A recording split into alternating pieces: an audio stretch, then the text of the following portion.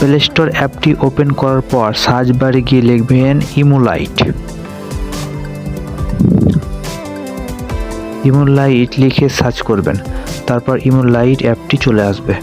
সেখান থেকে অ্যাপটি ইনস্টল করবেন। ইনস্টল করার পর অ্যাপটি ওপেন করবেন। ওপেন করার পর এগ্রি অ্যান্ড কন্টিনিউতে ক্লিক করবেন। তারপর এগ্রি এই অপশানটিতে ক্লিক করবেন। ক্লিক করার পর আপনার যে নাম্বারটিতে ইমো খোলা রয়েছে সেই নাম্বার দিয়ে লগ ইন করবেন। আমি লগ ইন করে নিচ্ছি।